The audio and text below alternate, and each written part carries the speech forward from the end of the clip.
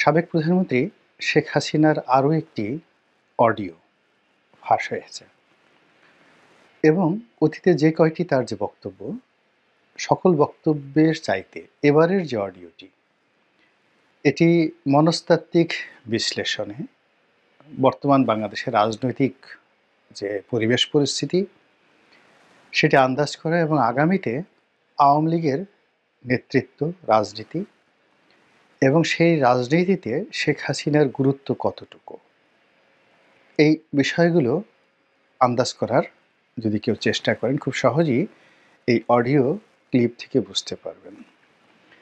প্রথমত, এই কয়বার যত ভিডিও কিংবা অডিও, ভিডিও তো ফাঁস হয়নি, অডিও ফাঁস হয়েছে অথবা ফাঁস করা হয়েছে। এখন এই সকল ভিডিওর, অডিওর যে ক্লিপ, সেখানে মূল উদ্দেশ্য ছিল যে শেখ হাসিনার বক্তব্যগুলোকে বাংলাদেশে অন টেস্ট কেসে পাঠিয়ে দেওয়া, এবং সেই কাজগুলো যারা করেছে তারা যথেষ্ট সফল হয়েছেন। এবং শেখ হাসিনা, আপনি লক্ষ্য করবেন যে প্রথম থেকে এ পর্যন্ত যত কথাগুলো বলেছেন, তো তার কোনো কথার মধ্যেই ধারাবাহিকতা ছিল না। কখনো তিনি বিষণ্ণ ছিলেন, কখনো তিনি কেঁদেছেন, কখনো তিনি হুমকি দিয়েছেন, কখনো তিনি আবার তার সেই যে সাবেক ভাষা, সেই ভাষায় কথাবার্তা বলেছেন, তর্ক করার চেষ্টা করেছেন, এবং তিনি যেভাবে খোঁটা দিয়ে কথা বলেন বিভিন্ন মানুষকে, ঠিক সেইভাবে ডক্টর ইউনূসকে খোঁটা দিয়ে তুচ্ছ-তাচ্ছিল্য করে কথা বলার চেষ্টা করেছেন। আপনারা যদি মনে করেন যে এটি শেখ হাসিনা নেহায়েত একটি ব্যক্তিগত পাগলামো, তার দুর্বলতা, অথবা তিনি সম্বিত হারা হয়ে পড়েছেন, আমার কাছে মনে হচ্ছে আপনি ভুল করেছেন। এর কারণ হলো তিনি প্রায় 15টি বছর বাংলাদেশ চালিয়েছেন অত্যন্ত শক্ত হাতে, এবং যেদিন পর্যন্ত তিনি ক্ষমতায় ছিলেন, একেবারে শেষক্ষণ পর্যন্ত তার দলের কোটি কোটি নেতাকর্মীদের মধ্যে একমাত্র তিনি ছিলেন ভাবলেশহীন, দৃঢ় এবং ভয়হীন। তার সঙ্গে যারা ছিলেন, সেনা কর্মকর্তা, সিভিল সার্ভিসের কর্মকর্তা থেকে শুরু করে আরও অনেকেই, তারা ভয়ে কম্পমান ছিলেন। রাজনৈতিক যে সকল নেতৃবৃন্দ সেখানে ছিলেন, তাদের হাঁটু কাঁপছিল, কিন্তু তিনি একেবারে শেষক্ষণ পর্যন্ত অত্যন্ত দৃঢ়তার সঙ্গে দাঁড়িয়েছিলেন, সবাইকে সান্ত্বনা দিয়েছেন, এবং তার মধ্যে ভয়, অনুশোচনা, আতঙ্ক কোনো রকম তার বডি ল্যাঙ্গুয়েজে ফুটে ওঠেনি। আপনারা যদি তার চলে যাওয়ার সে দৃশ্য দেখে থাকেন, এবং আপনার যদি যে মৌখিক এক্সপ্রেশন বা ফেসিয়াল এক্সপ্রেশন সম্পর্কে ধারণা থাকে, তো ওই সময় লক্ষ্য করবেন যে তাকে জড়িয়ে ধরে বা তাকে স্পর্শ করে একজন সরকারি কর্তা, মহিলা কর্তা, তিনি অঝরে কাঁদছিলেন। কিন্তু এই ঘটনায় শেখ হাসিনা একটু বিচলিত না হয়ে তাকে সান্ত্বনাও দেননি, বরং খুব দৃঢ়তার সঙ্গে তিনি তাকে বোঝানোর চেষ্টা করেছেন যে তিনি যাচ্ছেন, আবার তিনি ফিরে আসবেন। এরকম তার অভিব্যক্তি আপনি ফেসিয়াল এক্সপ্রেশনে খুঁজে পাবেন। তো সেই শেখ হাসিনা ভারতে গিয়ে ইচ্ছে করেই তিনি একটার পর একটা অডিও রেকর্ড তিনি ফাঁস করেছেন, তৈরি করেছেন এবং ফাঁস করেছেন, এবং সেটি নিয়ে আমরা সারা বাংলাদেশের মানুষ নাচানাচি করেছি এবং এখনও করে চলেছে, এবং এটাই তার রাজনীতির প্রধান সফলতা। তিনি এমনটি চেয়েছিলেন, এবং তার সেই বক্তব্যের কারণে আমরা যে রেসপন্ড করছি, এর দ্বারা তিনি খুব স্পষ্ট করে বুঝে নিয়েছেন যে বাংলাদেশে তার গুরুত্ব রয়েছে, তার ভয় এখন অনেকটা কম্পমান, তাকে ভালোবাসেন অনেকেই, এবং তাকে কাছে নেওয়ার জন্য অনেকেই আগ্রহী, এবং তাকে কোনো অবস্থাতেই রাজনীতি থেকে মাইনাস করার কোনো সুযোগ নেই। এর কারণ হলো, যখন তিনি কেঁদেছেন, তখন তিনি মানুষের প্রতিক্রিয়া দেখেছেন যে তার সেই কান্নাকে কারা গ্রহণ করলো এবং কারা এই কান্নাকে নিয়ে তুচ্ছ-তাচ্ছিল্য করলো, গালাগালি করলো, হোয়াট এভার মেবি। যখনই তার কোনো একটা বক্তব্য মানুষের দৃষ্টিতে আসছে এবং মানুষ সেটা নিয়ে রেসপন্স করছে, ইট মিনস তার একটা সোশ্যাল ভ্যালু রয়েছে। আবার ধরুন, যখন তিনি হুমকি দিচ্ছেন যে আমি টুস করে ঢুকে পড়বো, এবং তার সেই টুস করে ঢুকে পড়া নিয়ে যখন আমরা আলাপ করছি, আলোচনা করছি, তিনি ধরে নিচ্ছেন যে তাকে ভয় পাওয়া হচ্ছে। তারপর তাকে কেন্দ্র করে আমাদের রাজনৈতিক অঙ্গন, তারপর সরকার যারা চালাচ্ছেন তারা, সমন্বয়ক, ছাত্ররা প্রায় প্রতি মুহূর্তেই যে প্রতিক্রিয়া ব্যক্ত করছে, এবং গত 5 মাসে অন্তত 50টি অ্যাঙ্গেলে তাকে নিয়ে সরকার, রাষ্ট্র, সরকারি কর্মকর্তা, তারপরে এখন যারা উপদেষ্টা রয়েছেন তারা এবং সর্বোপরি রাজনৈতিক নেতৃবৃন্দ রয়েছেন। শেখ হাসিনাকে নিয়ে এবং আওয়ামী লীগকে নিয়ে অন্তত ৫০ বার তাদের সিদ্ধান্ত পরিবর্তন করেছেন, চিন্তা পরিবর্তন করেছেন, ভাষা পরিবর্তন করেছেন এবং অনেকগুলো সিদ্ধান্ত পরিবর্তন করতে তারা বাধ্য হয়েছেন। যেমন ধরুন শাহাবুদ্দিন চুপ্পুকে সরিয়ে দেওয়া। সরি।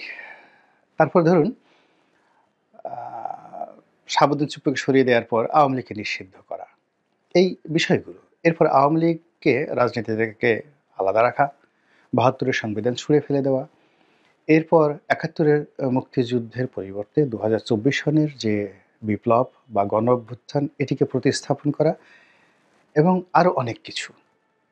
কোনোটাই কিন্তু কনস্ট্যান্টলি এবং যাকে বলা হয় কনসিস্টেন্টলি সরকার বা যারা বিভিন্ন পক্ষ রয়েছে তারা সেটি চালিয়ে যেতে পারেনি। ইট মিনস শেখ হাসিনা এবং আওয়ামী লীগের যে গুরুত্ব, এই গুরুত্ব আপনাকে মানতেই হবে। এই কারণে কি হলো, তার যে স্পর্ধা, তার সাহস, তার শক্তি, তার যে স্যাটায়ার করার ক্ষমতা, মানুষকে নিয়ে ঠাট্টা মশকরা করার ক্ষমতা, মানুষকে নিয়ে চিল করার ক্ষমতা যেটা আগে ছিল, এটি এই বর্তমান জমানাতে এসে না কমে বরং বেড়েছে। এখন তার যে বয়স, একেবারে পরিণত বয়স, যে বয়সে মানুষ সাধারণত জিকির করে আল্লাহু, আল্লাহু। বিপদে পড়লে তাহাজ্জুদ নামাজ পড়ে। অনেক লোক এই সময়টাতে আওয়ামী লীগের যারা কখনো নামাজ কালাম পড়তেন না, আল্লাহকে বিশ্বাস করতেন না, তারা এই বিপদের মধ্যে পড়ে তারা তাহাজ্জুদ নামাজ পড়া শুরু করেছেন। তো শেখ হাসিনা অনেক আগেই তাহাজ্জুদ নামাজ পড়তেন। কিন্তু এই সময়টিতে তিনি একবারও নিজামুদ্দিন আউলিয়ার মাজারে যাননি কিংবা গরিবে নেওয়াজ খাজা মঈনুদ্দিন চিশতি রহমতুল্লাহ আলাইহির মাজারে যাননি। এরকম কোনো দৃশ্য আমরা দেখিনি। বরং তিনি তার আপন জায়গাতে থেকে প্রায় প্রতি মুহূর্তে চাণক্যের মতো একটার পর একটা প্রোগ্রাম দিয়ে যাচ্ছেন। তিনি মানুষকে ব্যস্ত রাখছেন। পুরো বাংলাদেশে তার বিরুদ্ধের লোককে ব্যস্ত রাখছেন, তার পক্ষের লোকদেরকেও ব্যস্ত রাখছেন। অনেকের মনে আশা তৈরি করে ফেলেছেন, আর অনেকের মনে হতাশা তৈরি করে ফেলেছেন। অনেককে সাহসী করে তুলেছেন এবং অনেককে ভীত সন্ত্রস্ত করে তুলে ফেলেছেন। এবং এটাই তার যে শক্তিমত্তা, তার যে রাজনৈতিক কর্মকুশলতা, এখানে তিনি সফল। এখন অতি সম্প্রতি তিনি একটি হিন্দি গান, খুব বিখ্যাত হিন্দি গান, "তু চিজ বড়ি এক মস্ত মস্ত।" তো এই যে বিখ্যাত একটি গান, খুবই জনপ্রিয় সেই গানটি। তো সেই গানটির কিছু শব্দ তিনি উচ্চারণ করে তিনি বললেন যে, "আমি চিল্ড অবস্থায় আছি" এবং গানটি পেছনে বাজছিল। এবং এটি নিয়ে এখন সারা বাংলাদেশে তোলপাড়। তাকে টিটকারি করে, ঠাট্টা করে, মশকরা করে অনেকে এই গানটি গাওয়ার চেষ্টা করছেন, অনেক ইউটিউবে কনটেন্ট তৈরি করছেন। কিন্তু বাস্তবতা হলো যে এইরকম একটা বিরূপ পরিস্থিতিতে যখন তার বোনের মেয়ে টিউলিপ সিদ্দিকী তার মন্ত্রিত্ব চলে গেল, যেখানে তার আপন কন্যা পুতুল তার সেই যে পদপদবি নিয়ে টানাটানি চলছে এবং বিভিন্ন অ্যাঙ্গেল থেকে বলা হচ্ছে যে তাকে যে কোনো মুহূর্তে বিশ্ব স্বাস্থ্য সংস্থা থেকে বাদ দেওয়া হতে পারে। তার একমাত্র সন্তান সজীব ওয়াজেদ জয় আমেরিকাতে, তিনি এখন এফবিআই এর নজরদারিতে আছেন বলে আমরা প্রচার করছি এবং আমরা আরও প্রচার করছি যে শেখ হাসিনা গৃহবন্দী রয়েছেন এবং তার সঙ্গে তার পরিবারের কেউ দেখা সাক্ষাৎ করতে পারছেন না। এটা আমাদের প্রচারণা। কিন্তু এই প্রচারণার বিপরীতে যখন তিনি হিন্দি গান বাজিয়ে তার কোনো কর্মীদের সঙ্গে কথা বলেন এবং নিজে যে খুব ভালো অবস্থায় রয়েছেন সেটি তাদেরকে প্রমাণ করার জন্য তিনি যখন এই গান আপন কণ্ঠে উচ্চারণ করেন এবং সেটি শুনে যখন তার নেতাকর্মীরা এই প্রান্ত থেকে জয় বাংলা বলে স্লোগান দিয়ে ওঠে, এটা একটা অস্বাভাবিক, এটি একটা অস্থির প্রতিযোগিতা। এটি একটি যাকে বলা হয় আওয়ামী লীগের জন্য, তারপরে আওয়ামী লীগ বিরোধীদের জন্য একটি গুরুত্বপূর্ণ মেসেজ এবং সেই মেসেজ হলো তিনি এখনো পর্যন্ত হতাশ হয়ননি। তার মতো জায়গায় অন্য কেউ থাকলে গড়াগড়ি করে কান্নাকাটি করতেন, অনেকে অসুস্থ হয়ে হাসপাতালে ভর্তি হতেন। তিনি বাংলাদেশ থেকে চলে গেছেন, সেটা যেভাবেই হোক তিনি চলে গেছেন। তিনি ক্ষমতা হারিয়েছেন, তার যে বিষয়গুলো গর্বের বিষয় ছিল, বস্তু ছিল, সেই বিষয়গুলো তছনছ হয়ে গেছে। তার যারা আপনজন ছিলেন তারা সবাই পলাতক অথবা জেলে গিয়েছেন এবং তার নামে সারা বাংলাদেশে যে মামলা হয়েছে, মোকদ্দমা হয়েছে এবং তার সঙ্গে সঙ্গে তার অতীত রেকর্ড, অর্থাৎ ১৯৭৫ সালের ১৫ই আগস্টে তার উপর এবং তার পরিবারের উপরও যে নির্মম ঘটনা ঘটেছে, সেই নির্মম ঘটনা যদি আপনার আমার জীবনে ঘটতো, আমরা জীবনে কথা বলতে পারতাম না, বোকা হয়ে যেতাম, বোবা হয়ে যেতাম। তো শেখ হাসিনা এত কিছুর পরও যে উজ্জীবিত হচ্ছেন, এখনও তিনি নির্দেশনা দিতে যাচ্ছেন, আবার তিনি স্বপ্ন দেখছেন এদেশ তিনি আবার আসবেন, আবার শাসন করবেন। আবার তিনি আমাদের সবাইকে প্যাদানি দিবেন। কাজেই তার এই যে "তু চীজ বড়ি হ্যায় মাস্ত মাস্ত, এ চীজ কেয়া হায়?" কাকে তিনি এই চীজ বললেন? তারপর এই চিজের সঙ্গে যে মাস্ত ফুর্তি করা যায়, এই ফুর্তি তিনি কাদের সঙ্গে করবেন? অর্থাৎ জনগণের সঙ্গে? তার প্রতিপক্ষের সঙ্গে? নাকি ডক্টর মোহাম্মদ ইউনূসের সঙ্গে? আপনাদের হয়তো অনেকের মনে আছে যে তিনি খুব রূঢ় এবং নিষ্ঠুর সিদ্ধান্ত নেয়ার পূর্বে তিনি গান গান। এবং এই কথা আমরা জেনেছি জনাব সোহেল তাজের একটি বক্তব্য থেকে। এবং তিনি সোহেল তাজকে গান শুনিয়েছিলেন টেলিফোনে বহু বছর আগে।